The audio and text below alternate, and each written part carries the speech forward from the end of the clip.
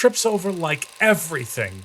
She stumbles into the standee as if it were a metal post.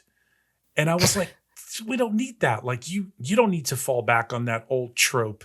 That was the only part of the movie where I was like, God damn it, I wish he didn't do that choice. Because the tripping and falling of the woman as she's running away from the maniac is so tired. And every time I see it in the movie, I'm like, I don't want to see that anymore. No more tripping, running away from anybody. No tripping really. ever.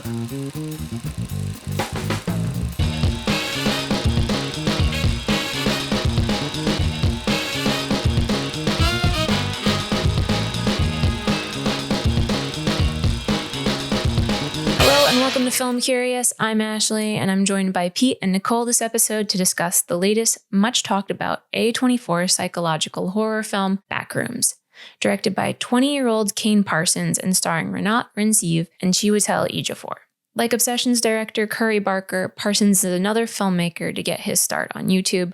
These youngins are topping the box office with their smaller budget films at the same time as each other.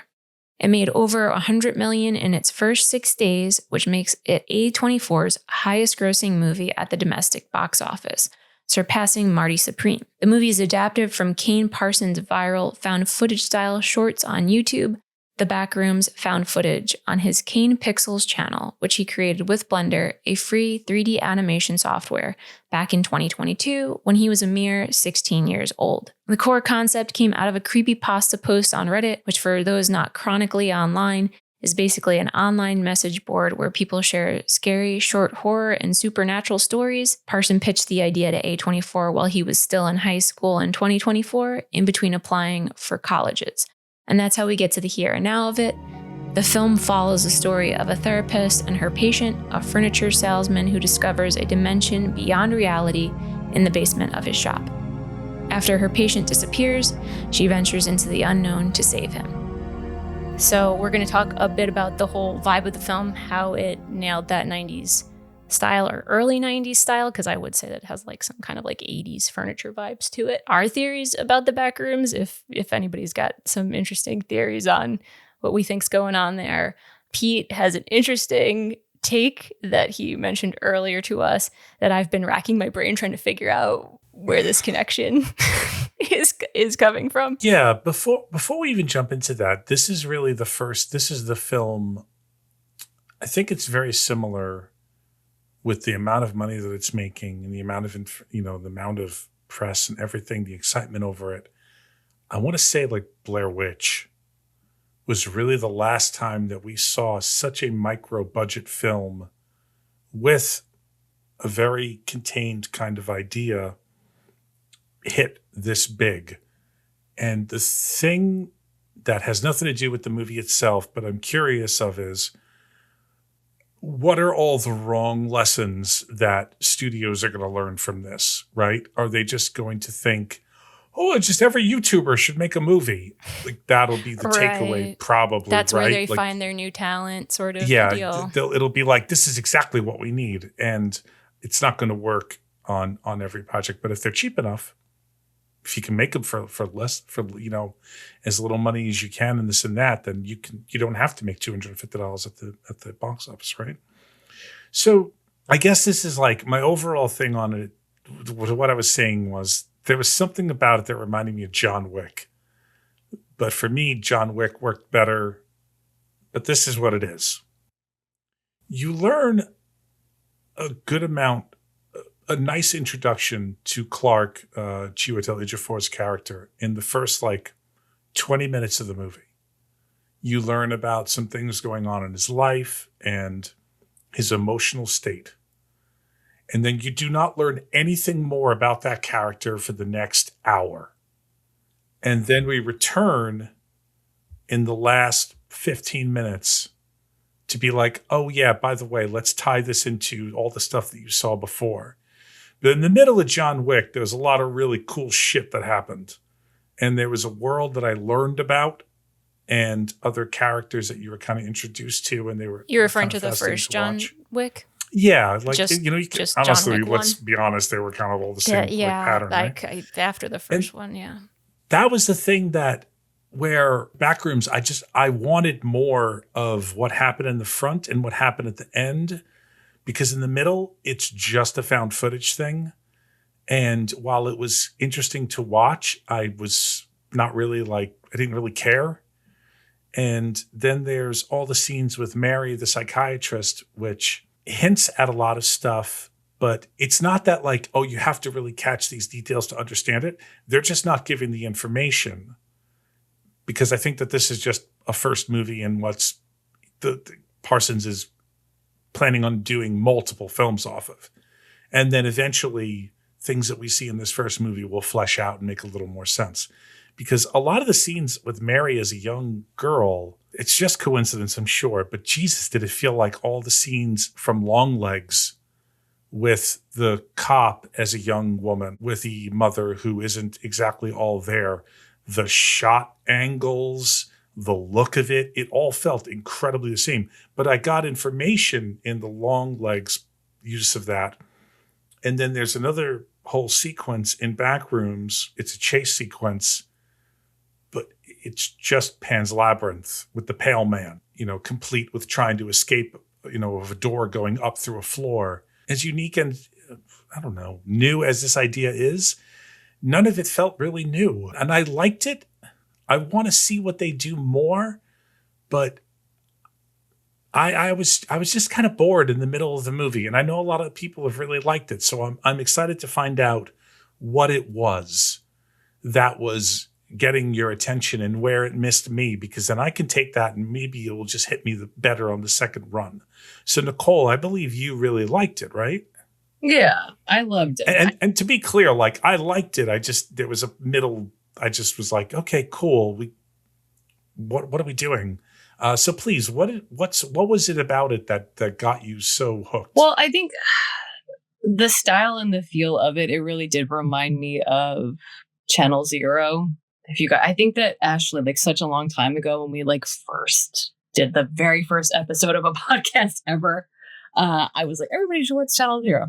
And it's a show that got canceled, and I think now you can only watch it on Shudder, probably. There's 4 seasons of it. But I know that toothy creature thing. Yes. Yeah. But I wanted to say on here, people that love, yes, right? When you're sorry, I just looked it up. No. But if people, yeah, this is familiar now. For people that really loved the Backrooms, and it's doing very, very well right now. Go watch Channel Zero. There's so much it is exactly. Yeah, I would say they all feel like they could fit into the same universe. And there was a lot about the production of this movie too that made me think of stuff specifically from that show. The way that the giant, well, hold on, I'm not going to say anything because we're not doing spoilers yet. But some of the way that things. I'll give a spoiler warning now so that you can talk about it. Okay. Spoiler warning. That's all you're going to get from us without spoilers. So if you haven't seen Backrooms, go see it, and or just listen to the spoilers, whichever you feel. And if you're online, you probably already know the thing that she just referred to, because it's kind of been all over stuff already. For the chronically not online, I will try to not spoil things for people. So anyway, Nicole, go ahead. It wasn't ruined for me, but the pirate Clark, the way that he looks, and Channel Zero, season 3, there's a character that's being kind of stalked by a version of herself that just has a giant paper mache head. It's that same kind of uncanny valley thing that's just peeking up through corn and corn stalks and watching her. The way that they're going through this seemingly kind of endless space.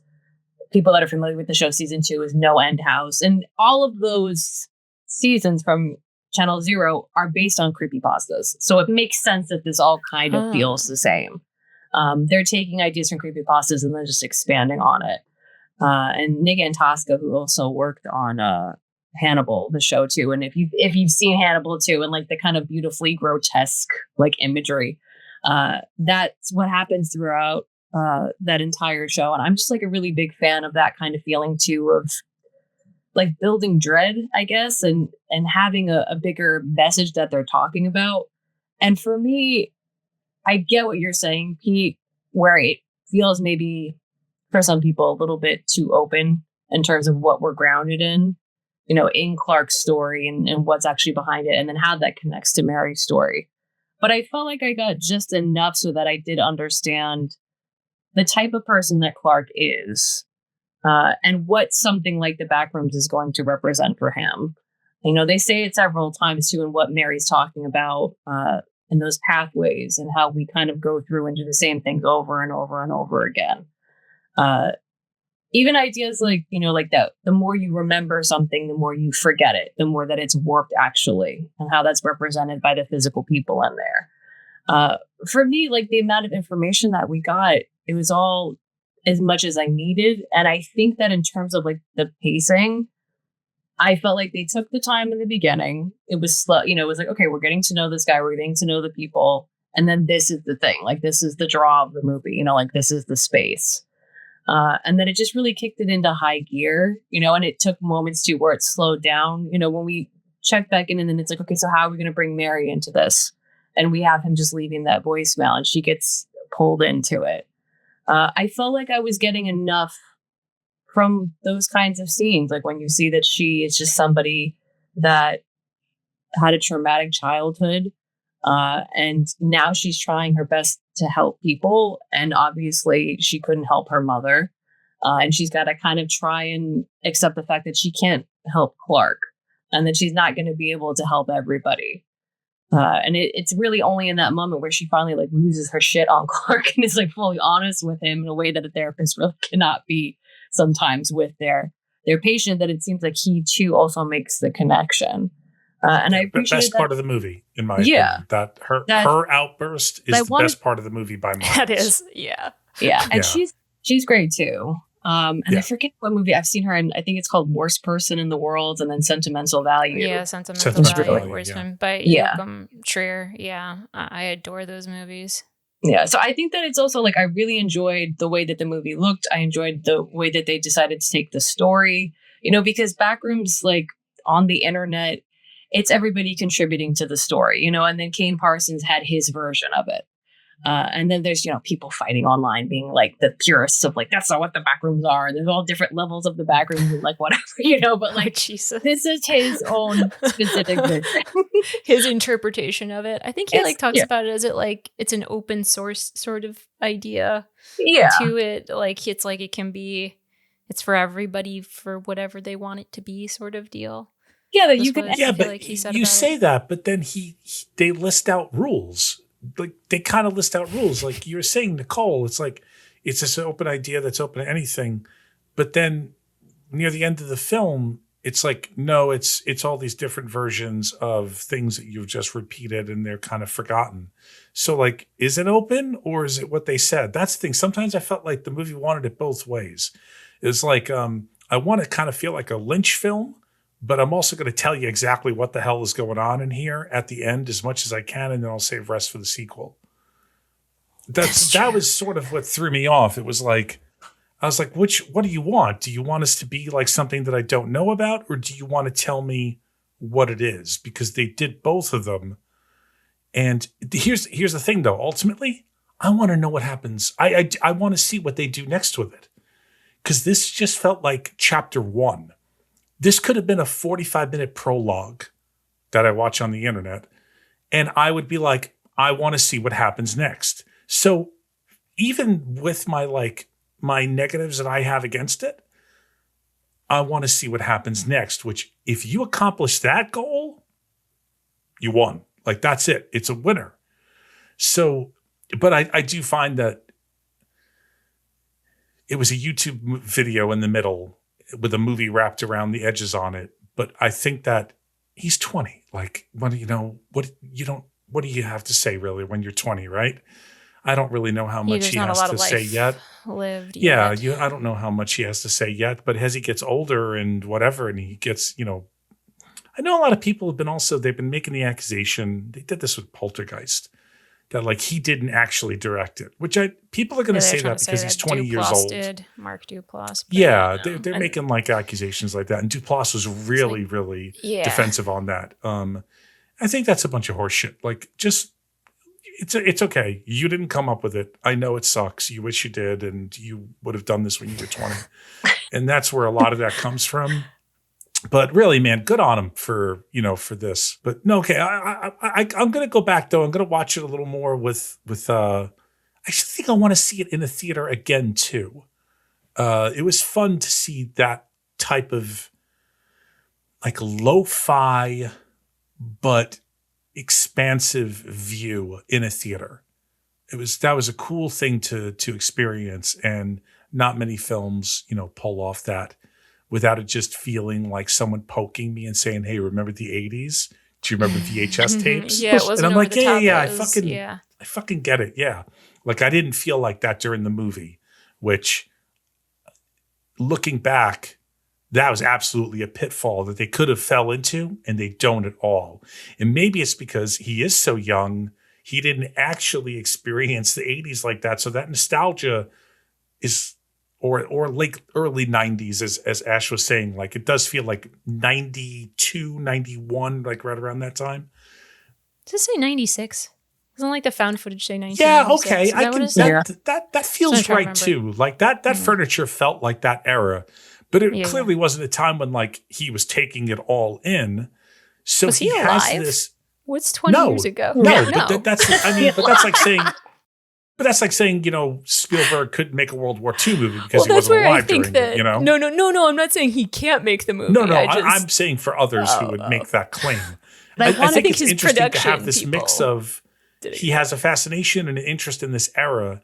Yeah. But it's not bogged down by his nostalgia of it because he didn't actually live through it. He doesn't have nostalgia. And I love that because the nostalgia part and the nostalgia poking and tapping on the head. Oh, isn't it great? You remember I felt tapes? No nostalgia for this. And when I saw some of the furniture that I was like, I recognize, there was like, I think the bed, like the bed that Mary has. I'm like, I think my neighbor had that bed. And it was super ugly and I hated it at the time. And I've always hated that style. I hate that like weird white and gold, like modern.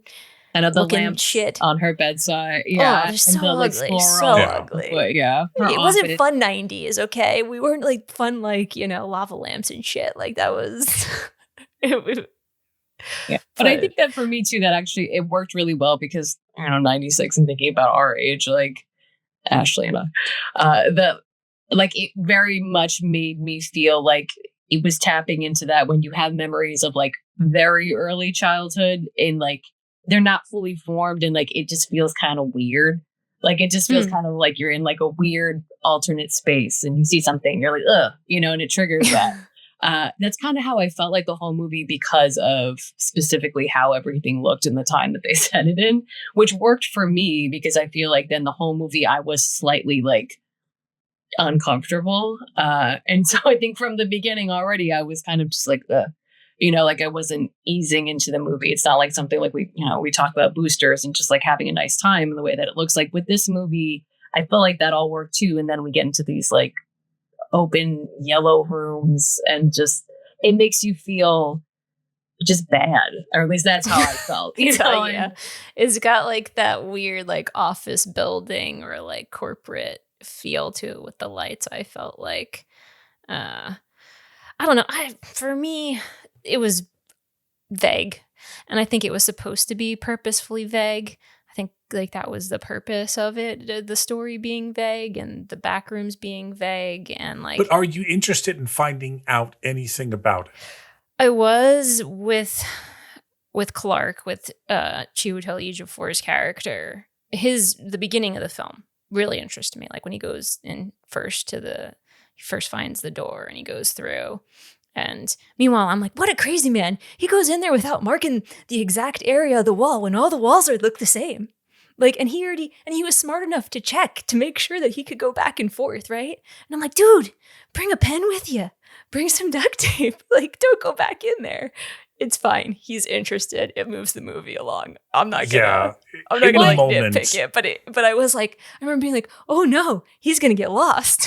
But like, I think that's part of the character. Like, I don't think that he necessarily cares about getting lost. By the end of the movie, that's very clear. Like, he doesn't care that much. But I mean, he maps out the whole He architectural brings like a structure of backpack it. full Yeah. of snacks and He doesn't He Cheetos and does, stuff. I think it's more so though, like, but it's not about like, it's not coming from the same place of like surviving and getting. I feel like it's so that he can understand it, you know, and especially the fact that like he wanted to be an architect, or he was an architect at some point. Like I feel like I got that from the story though. Like I get what you guys are saying about it being vague, but I feel like it was to me like a very focused story on like his character, and that we got what type of person he was. And so then I felt like what I was experiencing was the Backrooms reacting to what kind of a person he was. And then, you know, having someone like Mary come in there and like that whole scene, which is like, that is a great scene, like where they're sitting down for dinner. I guess I'll call it the role playing dinner scene. And the acting in that is just amazing. Like his facial expressions and the way that he wants her to go exactly through it again. But to reach like that moment of like realization where he's like, I don't want to change. Like, I don't think I want to leave. Yeah, like, love all that. Yeah.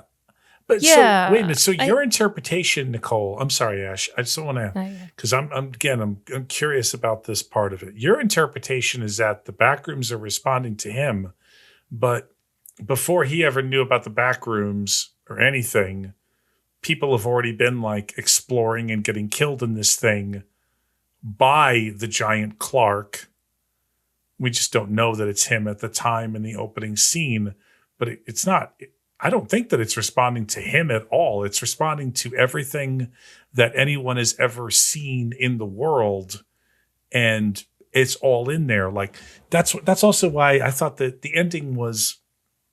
I don't know what I'm supposed to react with when it shows her in there, because in my mind I was like, well, yeah, there's a version of her too. You just told me there's a version of everything. You know, this guy who he never saw before, but must have been walking on the street somewhere. There's a version of him in it. So like when they reveal that there's a version of her, I was like, sure.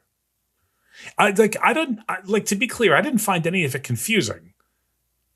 I think it's pretty straightforward, and like, because they tell you straight up like what happens. I just didn't know how to react to it sometimes. I just think that that's what they tell you what's happening. But I'm getting mixed messages. Oh yeah, he could be wrong. Yeah. I'm getting mixed messaging here, because I thought like, I agree with both of you though, right? Like Nicole, they're telling me while they're in the Backrooms that it does things of your memory, like it's iterations of your memory. And then like things are happening that is kind of the Backrooms reacting to his memories or them being there, right, in the literal Backrooms. But then at the end of the film, they're telling me that it's everything ever. And so yeah, I think it's confused. Like I'm confused, and just because I have both of your takes. So I'm just, for me, I'm like, I don't. Which one is it? On purpose. Maybe the thing is that they're wrong. They don't know enough. Which I like. Like if it turns out that like the people in the movie that are telling you something, if they're just fucking wrong, and that's what we learn eventually, I love that. I don't know if that's the intention, but I actually think that's really great, because a lot of people who think they have things figured out, they don't. So it would be great if like Mark Duplass's character is trying to tell her, like, well, hey, this is what's going on. And she has a little, I don't know, I thought she had a little bit of a smirk on her face while he was doing that. And I wondered if it was because she figured out, or she knows something previous because her mother had an interaction with this space, is what my assumption is. And I like the idea that no one knows, including us yet, but we're going to learn a little more information. But I don't know if I really want to know. I like it being this, non-explainable. But I'm sorry. So Nicole, like when you saw her at the end, what did you infer from that? Well, because she had been in the space, but also because it could be how Clark remembers her. I mean, like, because he's been in there. I think that also I didn't take it necessarily that it's supposed to be like the whole world is in there, although it could be, as you're mentioning, like maybe they're wrong. I thought that the movie, I didn't feel like this was the kind of movie where I'm watching it And it's like, okay, what's going on? And then the movie's like, oh, okay, this is it. We're explaining it to you. I don't think I took it that way. I was taking it as like, these are theories. Like, this is Clark's theory. This is Phil's theory. And when she's kind of smiling at the end, and then she kind of just looks like she's just, she's just not listening to him at all. Yeah. I took that as her kind of being like, I don't even care. Like, I don't even want to listen. Like, like this is, you don't know either. Like, we don't know what it is. And she's just kind of checking out, she seems uninterested anymore, and like tracking and, as a therapist too, and like figuring out the psyche and like why somebody is and how am I supposed to help them? It seems like she's having a moment of just like, I don't even want to figure it out. Like, I don't want to figure anything out anymore. But I thought that it maybe too, if I'm coming up with a theory, like that it was supposed to be people, when Phil mentions that there's doorways opening like all the time.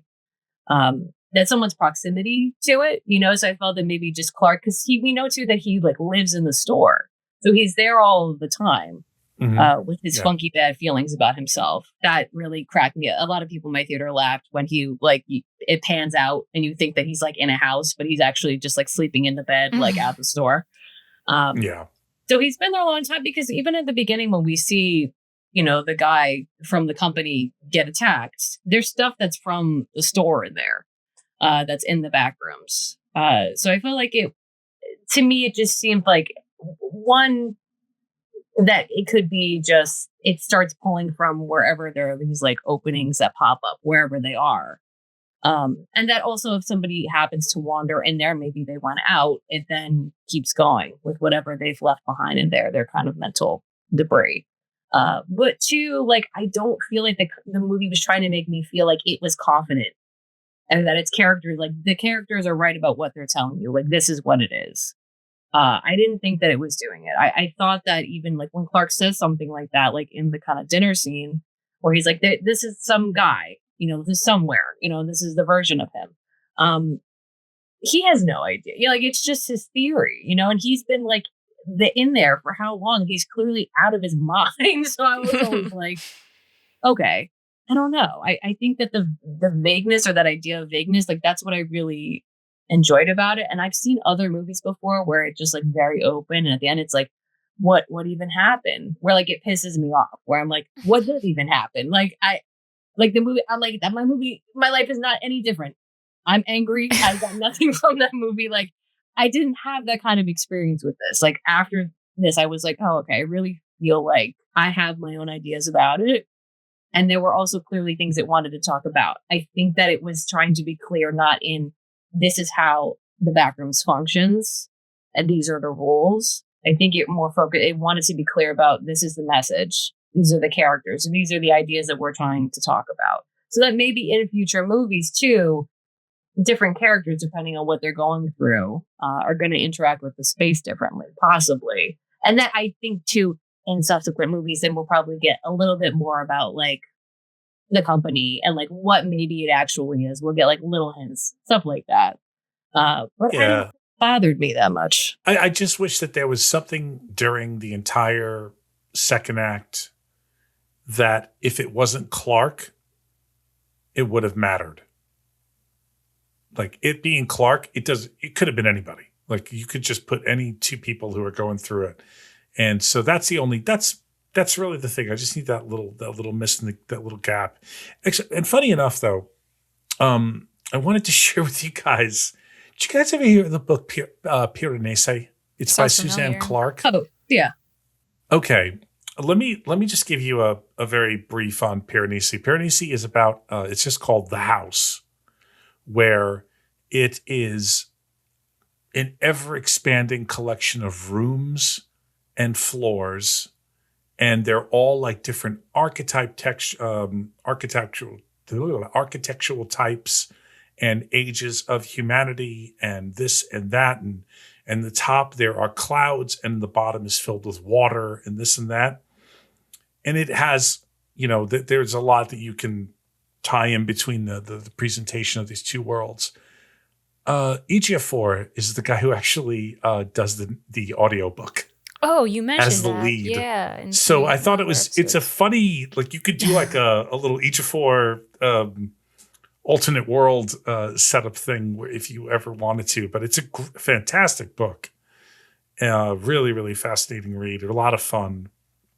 And then when I was watching this, I was like, oh man, this guy just loves getting himself lost in these like liminal spaces. But I wanted, and it's also, what, another movie that came out though, that also like, kind of started as an internet thing and because it was a video game and then got popular and got a movie. And I haven't heard people talk as much. And I actually think I like it. I prefer it as a movie.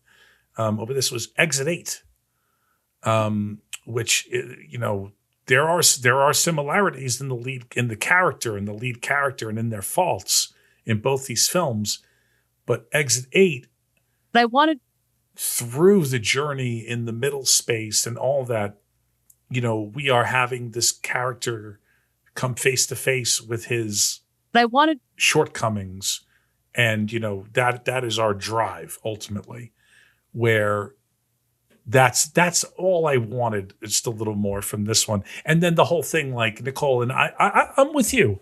I like the idea. As I said, I like the idea that these people don't know what the hell they're talking about maybe, but the movie does present them as if they do.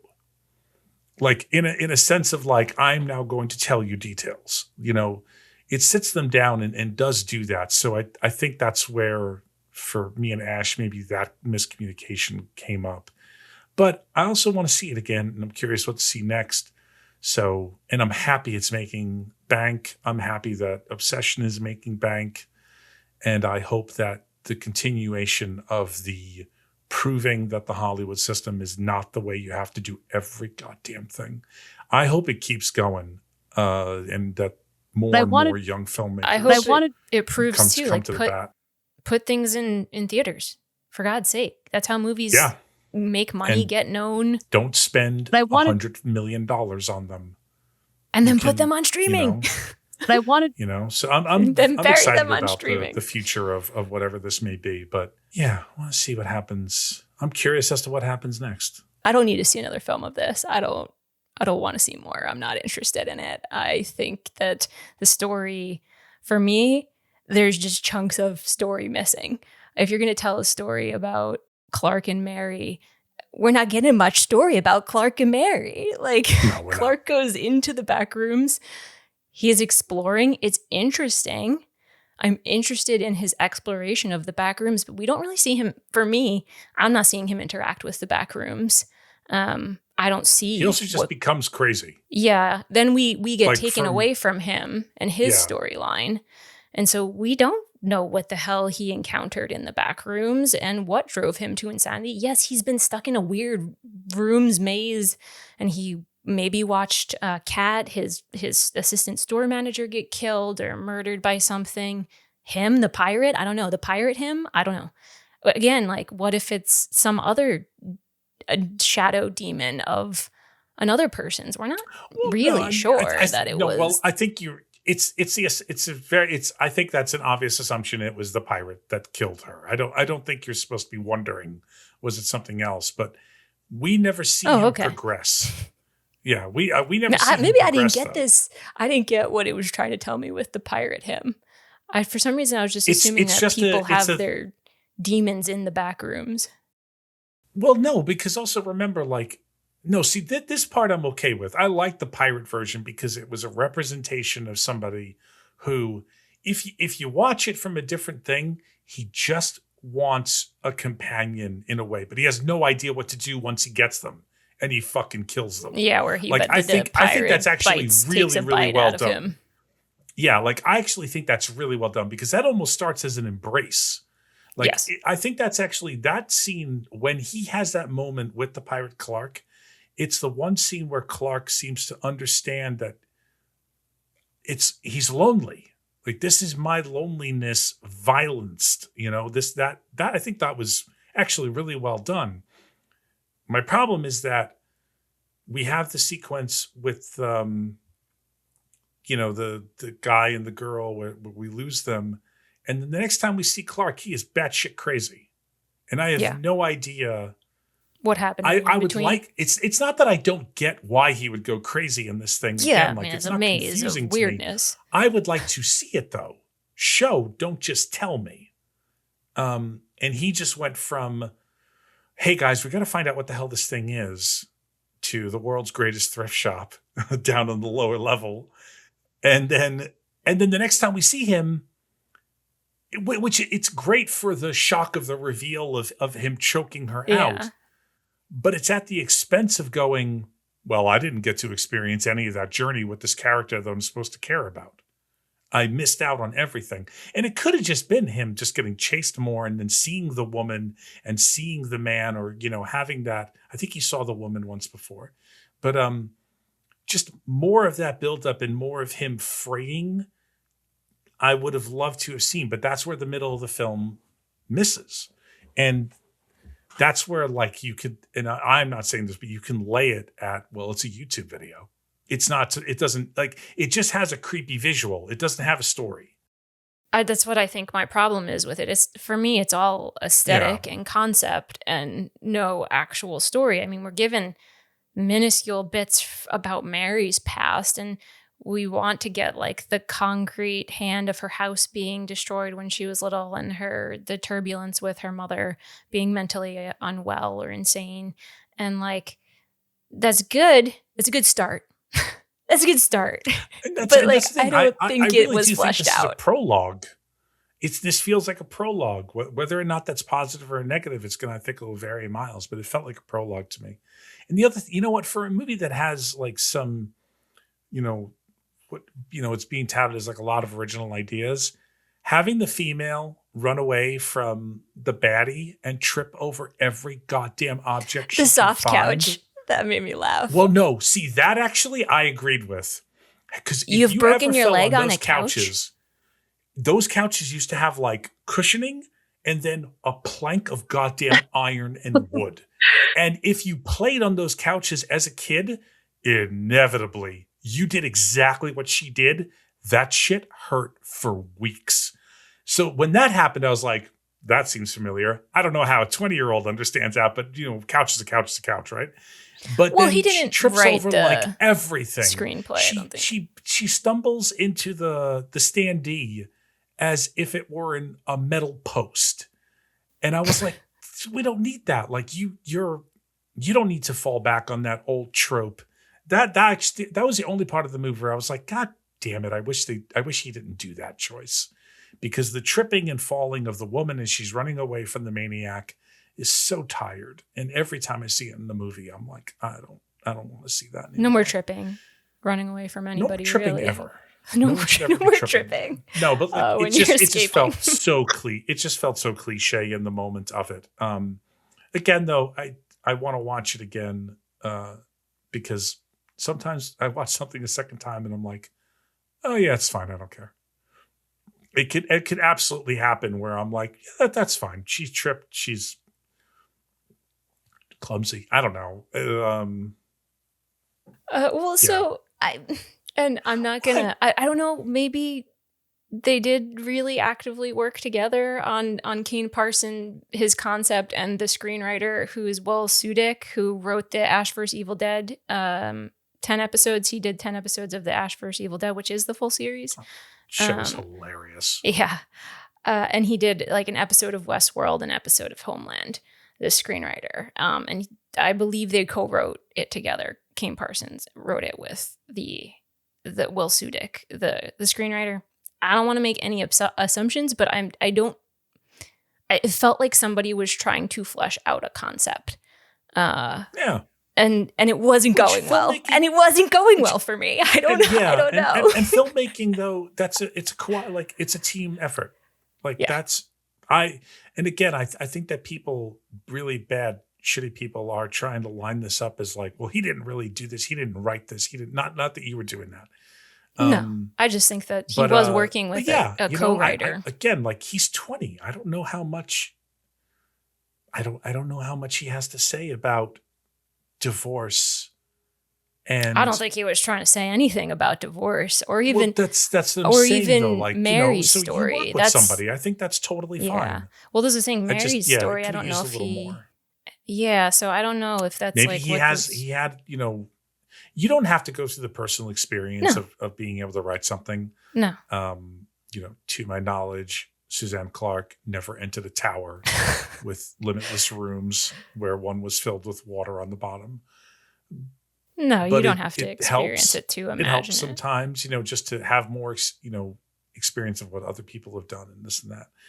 But yeah, that's why he's young. It's a great, what a wild start for a first film. Like, holy shit, really? 1 in a billion. Well, there's too many billions of people in the world right now. You say that and you're like, well, then there's 1,000 of them. But yeah, I'm excited. I'm sorry, Nicole, we're being like negative on the thing that you really liked, but your comments, though, I want to go back and revisit it and with a different kind of set of. I didn't have expectations, but now I want to kind of bring in someone else's feedback from it and see how I react to it. I would say too, though, like with that specific criticism of development of the story and development of the characters, again, I would say watch Channel Zero. I'm always trying to get people to watch Channel Zero. It's too late. It got canceled. It's not going to like fix I have it. Shudder. You said it's on Shudder? I'm pretty sure, yeah, that they're all on Shudder. There's 4 seasons, Okay. but that has like a whole season to develop the story. And so often, like, there are the beginning episodes where it is creating that feeling that you're talking about, where you're like, okay, this is cool. Like, what exactly the fuck is going on? And then it does give you a full story. Like, it does, and it takes all the time to flesh out the characters. So it's very, very satisfying. It definitely tapped into that feeling for me. But I will say that, like, I understand what you're saying. And like, for me, the movie could have been longer. We could have spent more time with Clark and with Mary. And like, I would have been fine with that. Specifically what you're talking about, I think, with Clark and seeing him unravel a little bit and interact with these people. But aside from that, yeah, I really enjoyed it. And, I too want to see it again.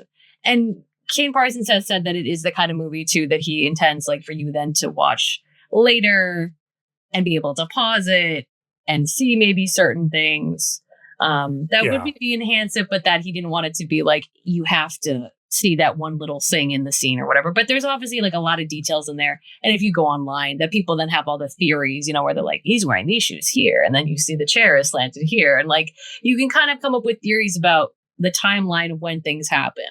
Like, a lot of people really think that when Clark was filming the commercial and he fell in the chair, like, that's when the room makes the pirate Clark, like, starts making some of the copies and stuff like that.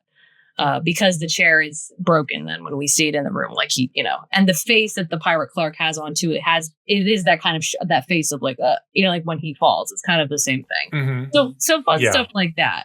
But I don't think it's necessary to like enjoy the movie. I really, with this, what I'll say, like, I really enjoyed how I felt the entire time, which was not well. And then afterward, like, I thought, I enjoyed you making me feel uncomfortable. I wanted, like when a movie makes me feel, it's like an intense kind of emotion like that, where I'm just like, like, I'm just like, I don't really like the space that I'm in right now. And I'm forced into it for an hour and a half, 2 hours, which is why too, like, I gladly would have spent 2 hours in the world that he was building. I would have liked a little bit more time in it. Also, actually, Nicole, I think maybe inadvertently stumble onto an interesting theory. What if a copy is only made of somebody through distress? So in future films, there's a Clark with a huge chunk of his shoulder bitten out. Because the copies it's like an X-Man, Like, remember in like the classic X-Men, your superpower happened from something bad. Like, that's when your body kicked it in. Triggered. Like, that activated the X gene. What if that's a reaction in the back room where it really is just multiplying trauma in a sense? Now, if we look back at that last scene with Mary, right? Mary, that was her name? Yeah. Now, if we look back at that last scene, maybe she finally breaks with, now she had her blow up, but in that scene, as you were saying, she's starting to really disconnect. What if she just has broken away from giving a shit about what other people's opinions are on things anymore? And that's what then created in that exact moment her thing. that's something I would love to explore on. Like, that sounds fascinating to me, because then also you can play with the idea that even when you learn that, you're more interested to dive into that world. Like, because people love putting themselves in danger as much as they don't maybe, think about it directly.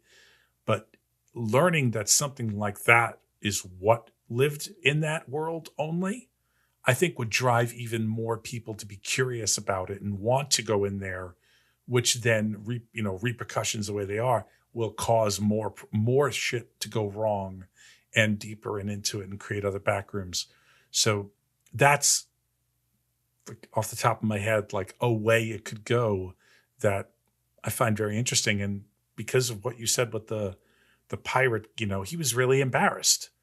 He was really embarrassed. He got really angry. So what if it's only collecting those moments, like our worst moments, and manifesting them in there?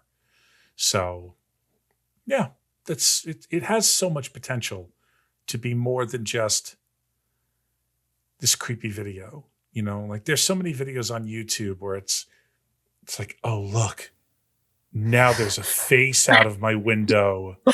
And that's the video. And it's like, well, there's no story, there's no character, and it's just a creepy reveal. That does really nothing for me unless there's other stuff interesting. Like, it'll be interesting once, and then it's just the same thing over and over and over again.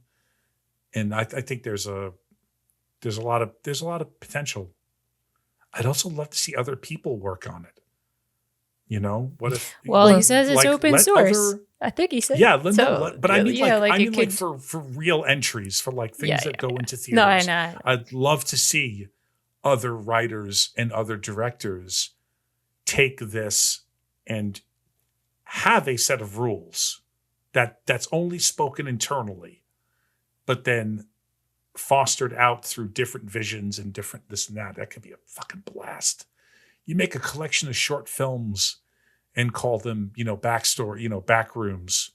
And it's like a different episode is like a Twilight Zone, that affects people in different ways. Oh my God, I'd eat that shit up. That'd be amazing. Now we'll see what happens next. And we'll also probably see a lot of really shitty horror films that get pushed out because of the success of this one. But whatever, that's just you get the good with the bad. Right? Yeah. I'm all for it. Whatever. Get your Marvel Backrooms animated series eventually, right? We'll gotta find our way there. My last thoughts to wrap it up. Did anybody get the vibe? Maybe I'm just thinking way too much about AI stuff lately. Did anybody get the vibe that he was trying to say? I know he was trying to that there was like the iteration of the memories, and your memories aren't perfect, and so then it creates a weird, like, if you were to describe a dog to a non-human, or they'd never seen a dog before, how would they draw the dog? That was giving me big like AI vibes of like, we feed this machine human stuff, but it's not human, so it doesn't know how to accurately depict it. And so then there's these weird, like, convoluted iterations that are like not purely human, or not us, not like versions of us, but not correct representation. Did anybody get that concept or that idea from it? I think that you could even think about the Pirate Clark too, like eating and consuming and just kind of like taking in more information, more material. The Backrooms is doing that, but he's doing that as well. And it's not, or the Pirate Clark too, like the way that Clark is dealing with him and tries to talk to him, that he feels like this is him, but it's not him. It's a completely different warped sort of thing. That he doesn't expect that it's going to take a huge bite out of him, obviously. But yeah. I definitely think that he was trying to put that kind of thought in there too, of just that all these things are not the real thing, that it's never going to be the real thing actually, and that you can't, I guess, you can't take shortcuts, and that you actually have to make it, or you have to do the hard work. If this too, like maybe I'm reaching, but like Clark, like he doesn't want to do the hard work. Like he doesn't want. No, I think you're 100% correct. Yeah. And that a lot of people know, like they don't want to do that. You know, they're just like, why shouldn't I be able to be a writer? Why should I be able to be an artist? I can, you know, but it's like you don't want to actually develop the skill. Right. So I definitely did have thoughts about that while I was watching it. Yeah, and then Phil, Mark Duplass's character, towards the end, or at the very end, when he's talking to Mary, and he's like, the way he kind of like says, this is the most important thing like humanity will ever like research, and like this is the most, you know, like kind of like how the tech people who feed into like AI is going to change everything, and it's the most important thing that humanity will ever do is work on AI, sort of thing. That's like the kind of vibes I was getting from Phil. I think you can pull that from that. But Nicole, going right back to what you were saying was with he doesn't want to do the hard work. Again, this is where I feel like it's there and they just don't do it to the height that it could be. I love that his solution was, we're going to do the role playing, but you're just going to agree that I'm right. You know, that was like, that is actually, again, that whole, that 5-10 minutes, whatever that is. Yeah. Wrap that up, put a bow on it. Goddamn fantastic stuff. And a lot of that goes to the performance. I was going to say it's bolstered definitely by the performances. Real goddamn good. Yeah. But yeah, like his approach to his problems was, no, just tell me that I didn't do anything wrong and you are stealing my house, you know, because blah, blah, blah, blah. And fantastic stuff. And read Piranesi. That's all. That's my final word. I'll make sure to note that and put that in the show notes too for anybody who's interested in that story. I think we really talked this one to death. So I'm going to call this. That shows that. Yeah. That shows it's got, you know. Yeah, there's something there. I'm not trying to take anything away from the film. I'm just a very story. I'm also like personally, I'm just a very story character driven type. You hate women. We already figured this out. Remember? Yeah. You didn't want Mary to live, and she did, and you're really upset. Clark should have lived. Clark did nothing wrong. Clark did nothing wrong. Yeah. The pirate Clark should have ate her and survived. You shouldn't have given Clark a wish. You know, his wish didn't have to be, you know, I want a version of myself as a pirate. That's not a bad wish. Everyone wants a version of themselves as a pirate. That'd be fun. That'd be great. I think it's what I want my therapist to tell me that I'm beautiful and perfect and I've never done anything wrong and my wife is a bitch. I love what does she say? She's like, you dipshit. I just like to finish off her statement of how terrible he is and it won't change. Renate Reinsve. Great performance. So anyway, I did really enjoy this conversation. I'm glad that we talk about it. It does kind of help inform me. I think actually you guys did change my mind about Obsession a lot. So I will thank you for that. You mean your wrong opinion? My wrong opinion, yeah. I mean, it was partially wrong. I don't know. Basically, I'm an idiot who doesn't pick up on anything when I watch these films. I don't understand. Don't say that. I just don't understand horror films. Hate women. That's I don't know. Maybe I don't get maybe I got to watch more horror movies or something. If you watch The Shining and you start yelling at Shelley Duvall, then we have some fucking problems. We're gonna have some real issues. I don't like any of these guys. But I just don't like these guys. Let's get something straight. I don't like Bear. I don't actually. Clark was enjoyable. He was funny, but that was more like Chiwetel Ejiofor. It wasn't really Clark the character. He's terrible too. I don't like these characters. I don't like these guys. But these guys, it doesn't mean that I think the story is well fleshed out either. So, all right, end of point. Thanks so much for everyone who stuck around to listen to this all. If you're liking it, make sure to subscribe to the channel. And we've got more to come, and we'll figure it out when we figure it out. So thanks for listening. Thanks, Nicole and Pete, for joining me. And have a good one. We'll talk to you guys soon. Bye. Bye.